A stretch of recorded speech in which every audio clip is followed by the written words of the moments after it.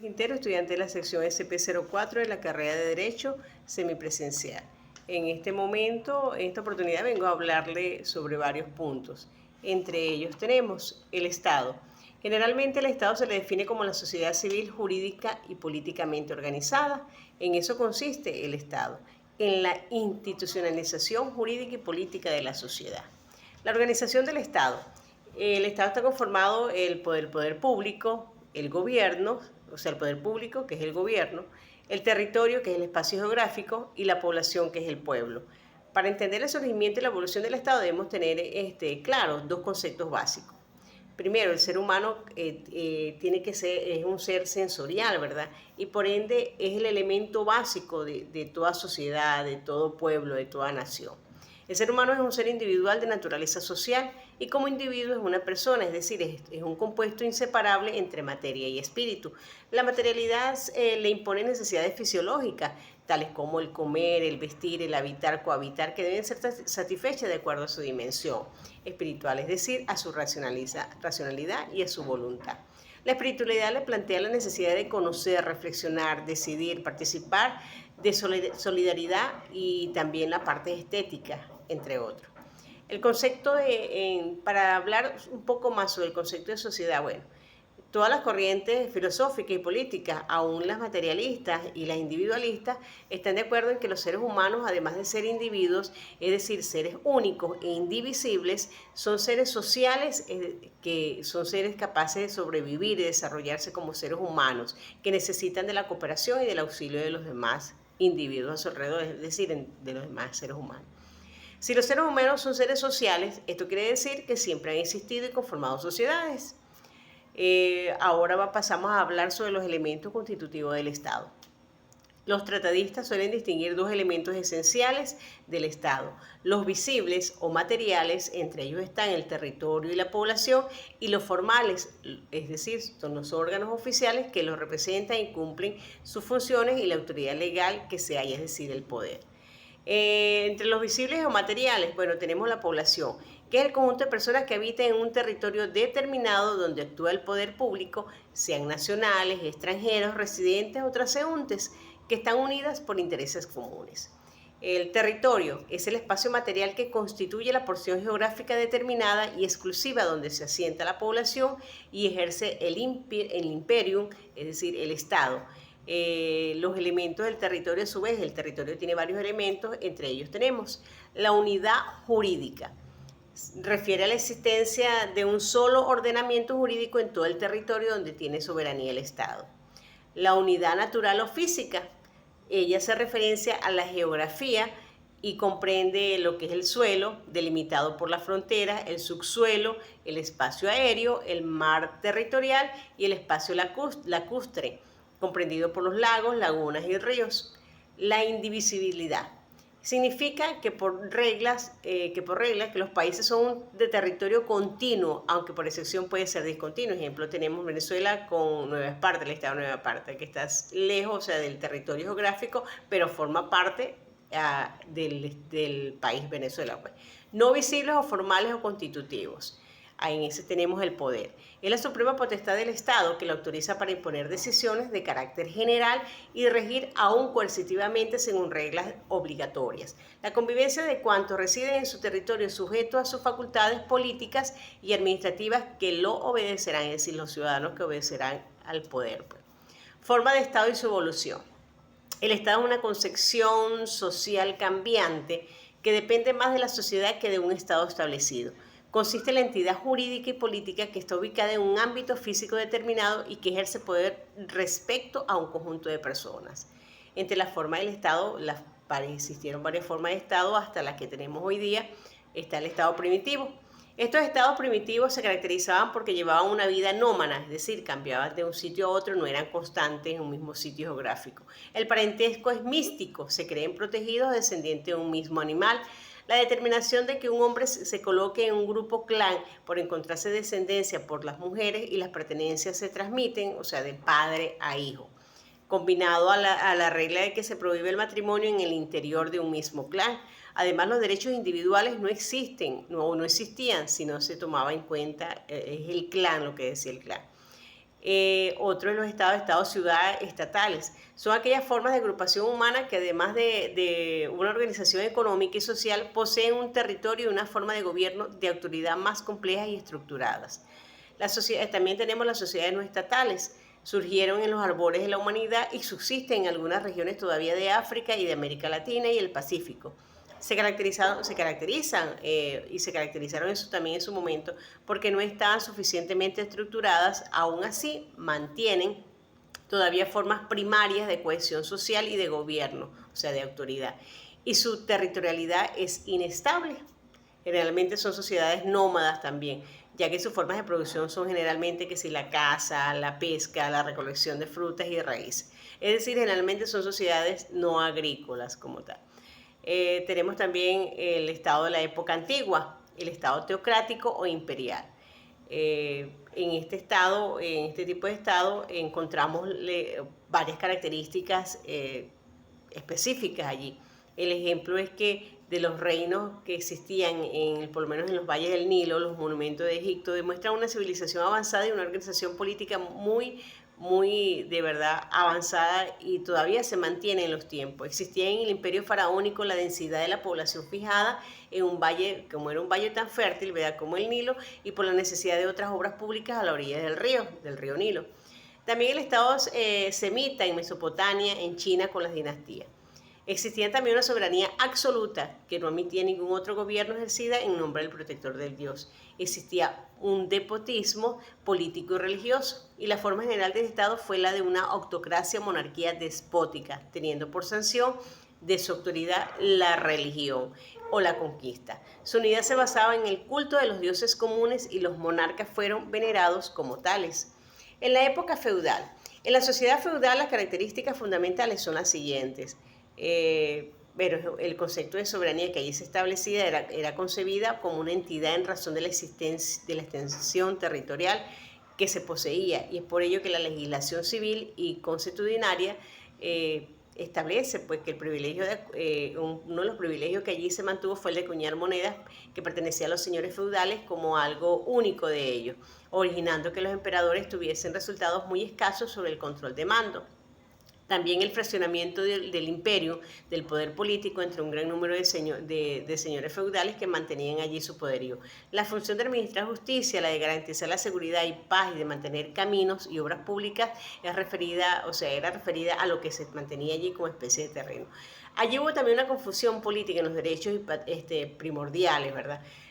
¿Por qué? Porque quizás los súbditos que allí estaban no tenían esa protección divina, o sea, esa protección de los reyes, por decirlo así, ¿verdad? Existía mucha desigualdad y las condiciones jurídicas, bueno, pues no existían para tal. La nobleza venía a ser una clase social reconocida por los textos jurídicos, pero en sí, o sea, los más pobres no tenían derecho allí. En la época moderna, la nación es una nación que se proyecta y se forma está formada predominantemente por la época actual, pues. Época contemporánea, bueno, continente es una forma de sociedad estatal del presente y del futuro inmediato.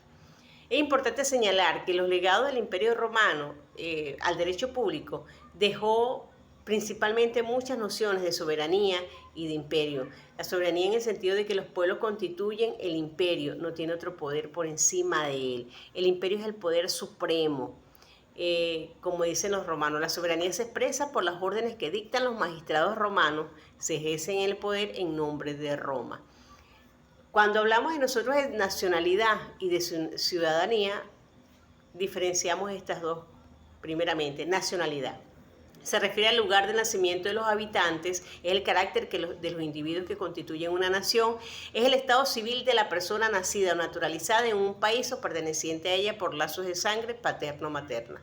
Principio de la nacionalidad. Todo individuo debe poseer una nacionalidad. Todo individuo debe poseer una nacionalidad desde el momento de su nacimiento.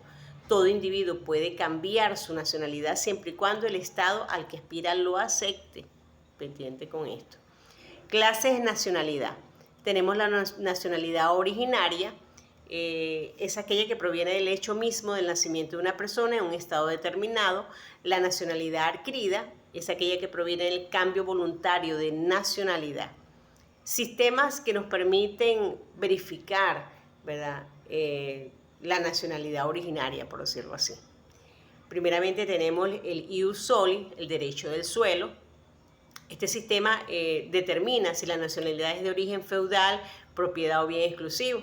Se mantenía antes en esos tiempos de los reyes, pues la época feudal. El ius sanguinis, derecho de la sangre, es aquel sistema que permite transmitir la nacionalidad paterna. Se reconoce como nacional al hijo nacido fuera del territorio, hijo de los padres nacionales. Este principio es de origen romano.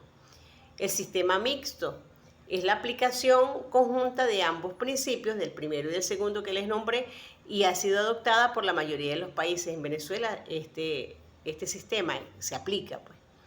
Entre los requisitos que la Constitución establece tenemos el artículo 33 de la Constitución de la República Bolivariana de Venezuela. Son venezolanas y venezolanas por naturalización. Primero, los extranjeros o extranjeras que obtengan carta de naturaleza a tal fin deberán tener domicilio en Venezuela con residencia ininterrumpida de por lo menos 10 años inmediatamente anteriores a la fecha de la respectiva solicitud. El tiempo de residencia se reducirá a 5 años en el caso de aquellos y aquellas que tuvieran nacionalidad originaria, ya sea de España, de Portugal, de Italia, países latinoamericanos y del Caribe. Los extranjeros o extranjeras que contraigan matrimonio con venezolano o venezolanas desde que declaren su voluntad de serlo, transcurrido por lo menos 5 años a partir de la fecha de matrimonio. Es decir, los que se casen con un venezolano o venezolana tienen que tener 5 años para adquirir la nacionalidad. Los extranjeros o extranjeras menores de edad para la fecha de la naturalización del padre o de la madre que ejerza sobre ellos la patria potestad, siempre que declaren su voluntad de ser venezolanos o venezolanas antes de cumplir los 21 años de edad y hayan residido en Venezuela ininterrumpidamente durante los 5 años anteriores a dicha declaración. Otros requisitos favorables para la adquisición de la nacionalidad venezolana tenemos lo que es la solvencia económica, tenemos el tener hijos venezolanos bajo su patria potestad, el haber prestado importantes servicios al país o a la humanidad, el poseer bienes inmuebles en el territorio, también tenemos el ser destacado artista, científico o deportista, el haber realizado estudios universitarios en el país, ¿verdad? Hablamos también sobre los apátridas. Es un apátrida aquella persona que carece de nacionalidad. Esto puede ocurrir por renuncia sin adquisición de una nueva nacionalidad o puede ocurrir que nunca la tuvo, pues.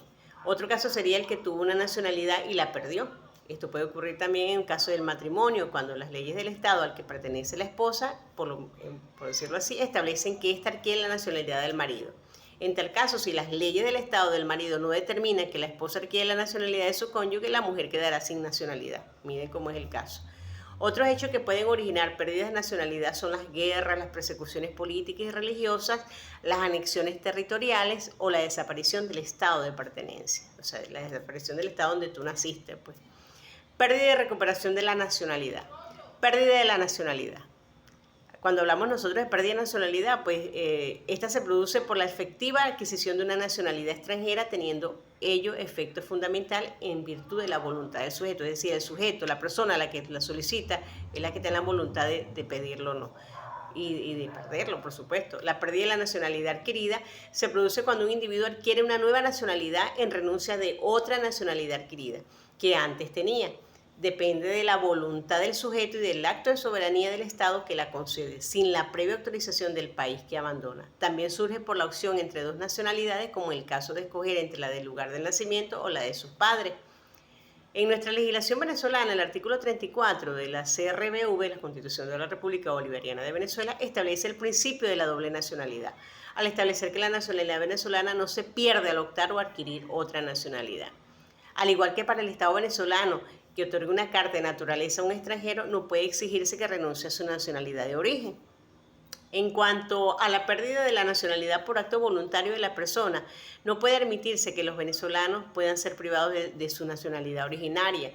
Asimismo lo establece el artículo 35 de nuestra Constitución. Los venezolanos y venezolanas por nacimiento no podrán ser privados o privadas de su nacionalidad. Por tanto, no puede el Estado revocar la nacionalidad a venezolanos por nacimiento. En cuanto a la nacionalidad venezolana por naturalización, dice el mismo artículo que sí se puede ser revocada, pero solo mediante sentencia judicial de acuerdo a la ley, excluyéndose así la revocación de una carta de naturalización por un acto administrativo o de gobierno, quedando única y exclusivamente esta potestad al Poder Judicial. También, de acuerdo al artículo 36 de la Constitución, se puede renunciar a la nacionalidad venezolana tanto por nacimiento como por naturalización. De acuerdo a la ley de la naturalización, los venezolanos por naturalización pueden perderla cuando, entre otras causas, en el exterior sirvan contra Venezuela, si efectúan actos contrarios a la integridad de la nación, si incitan al menosprecio o desacato de las instituciones y las leyes, cuando la nacionalidad fue adquirida mediante fraude también. También establece la recuperación de la nacionalidad. Fíjense cómo en nuestro Estado, ¿no? La recuperación de la nacionalidad está sometida a ciertos requisitos que determina la legislación interna de cada Estado. Estos requisitos generalmente son que el naturalizado regrese a su país de origen con la intención de no volver más a su patria adoptiva y que el naturalizado se residencie por más de 2 años en su país de origen con intención de quedarse permanentemente en él. La recuperación de la nacionalidad no tiene efectos retroactivos, en el sentido de que no se puede desconocer las obligaciones contraídas con anterioridad al momento de la recuperación de la nacionalidad originaria. Si bien nuestra Constitución establece en el artículo 36, quien renuncie a la nacionalidad venezolana por nacimiento puede recuperarla si se domicilia en el territorio de la República por un lapso no menor de 2 años, recuperación tácita, y manifiesta su voluntad de hacerlo. Recuperación expresa. Los venezolanos y venezolanas que renuncien a la nacionalidad venezolana podrán recuperarla cumpliendo nuevamente los requisitos exigidos en el artículo 33 de la Constitución. Hablamos ahora de ciudadanía. Se define ciudadanía como la condición social de un miembro nativo o naturalizado de una sociedad, de una ciudad o estado. Constitucionalmente, la ciudadanía es la actitud para ser titular de deberes y derechos jurídicos y políticos, por ser el título común ciudadana, que tenemos todas las personas. La condición jurídica obtenida por la nacionalidad venezolana, la cual permite el goce y el ejercicio de los derechos y deberes políticos previstos en la Constitución de la República Bolivariana de Venezuela y en las leyes. Entre los derechos políticos tenemos que estos representan los instrumentos que posee el ciudadano para participar en la vida pública o el poder político con el que cuenta para participar, configurar y decidir en la vida política del Estado.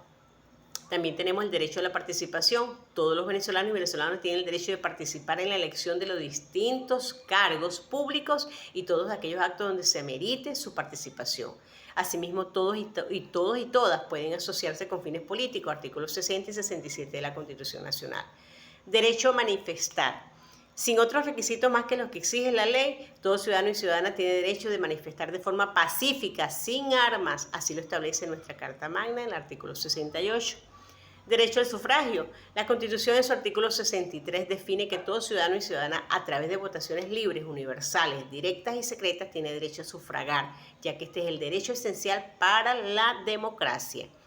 Derecho al asilo político. En Venezuela se garantiza y se reconoce el derecho que tiene toda persona a ser asilada, cuando así lo merite. Así lo reza nuestra Constitución en el artículo 69.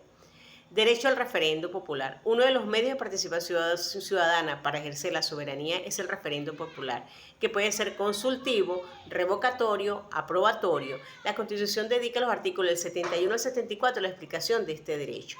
El artículo 51, salvo las excepciones previstas en la Constitución de la República Bolivariana de Venezuela y en las leyes del ejercicio de los derechos políticos, es privativo de los venezolanos y venezolanas, específicamente de nosotros. Pérdida de la ciudadanía. Hablamos de pérdida de la ciudadanía. Ahora, artículo 53. Quien pierda la nacionalidad por las causas previstas en esta ley pierde la ciudadanía. El ejercicio de ella o de alguno de los derechos políticos solo puede suspenderse por sentencia judicial firme. Eso es todo. Muchísimas gracias.